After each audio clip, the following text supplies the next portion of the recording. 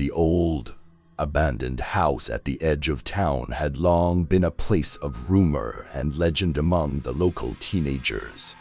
It was said to be haunted, the perfect setting for a dare or a Halloween night adventure.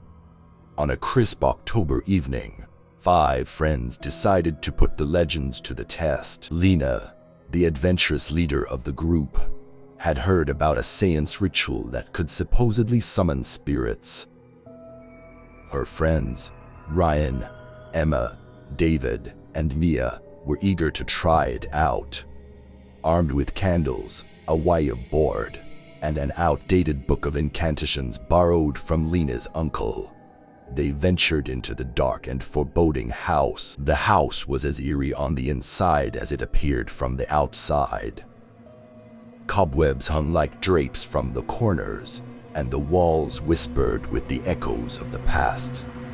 The friends huddled together in a dusty, dimly lit room on the 2nd floor, with the wire board set up in the center. "I can't believe we're doing this," Ryan muttered, his voice trembling with a mixture of excitement and fear. "Come on, Ryan, it's just a bit of fun," Lena replied, though her bravado couldn't entirely mask her own unease. They arranged the candles in a circle, lit them, and placed their hands on the planchette, their fingers trembling. Lena began to recite the incantation from the old book, her voice wavering with every word.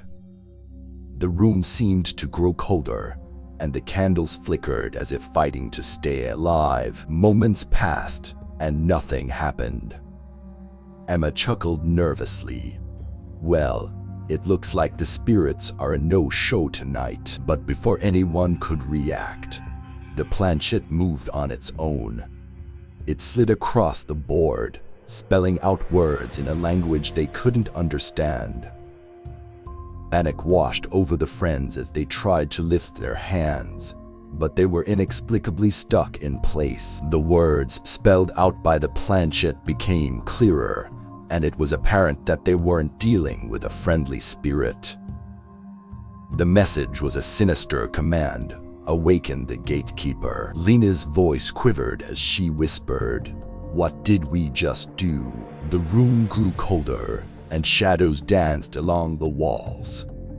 It was then that the friends realized they had not summoned a benign spirit but had unwittingly awakened something far more sinister. The candles sputtered out, plunging the room into total darkness. Panic set in as they struggled to find the door. Lena, desperately searching for the exit, finally located the knob and threw the door open. But the hallway outside was no longer the decrepit interior they had entered. It was a corridor of torment, lined with twisted, contorted figures. The friends recoiled in terror as the grotesque entities lunged for them. "Close the door," Lena screamed, but it was too late. The abominations poured into the room, clawing at the friends with spectral hands. In the chaos, they felt a chilling presence rush past them, and then everything went black. When they awoke, they were no longer in the abandoned house. Instead, they found themselves in a dimly lit, cavernous chamber, surrounded by towering, grotesque statues. The air was thick with an otherworldly chill, and the friends were bound to stone altars at the center of the room. As their eyes adjusted to the dim light, they realized they were not alone. In the shadows, a tall, gaunt figure with fiery red eyes watched them with malevolent intent. It was a demon, summoned by their ill-fated Séance, and it was far from pleased. "Who are you?" Lena stammered, her voice quivering. The demon's lips curled into a wicked smile. "I am the gatekeeper, and you have set me free. Now, you must pay the price." With a wave of its clawed hand, the friends' restraints tightened, making it impossible for them to escape. The demon revealed its plan to consume their souls, using them as vessels to wreak havoc upon the mortal realm. Their desperate pleas fell on deaf ears as the ritual began. The friends' screams echoed through the chamber as the demons started the horrifying process. One by one, their essences were torn from their bodies, leaving them in a state of spectral torment. Their souls writhed in agony as they became vessels for the malevolent demon. As the ritual concluded, the friends' lifeless bodies slumped on the stone altars. The demon, now possessing their souls, cackled with malicious glee. It had been freed from its prison, and its dark legacy would continue in the world of the living. In the days that followed, the small town was plagued by a series of unexplained horrors.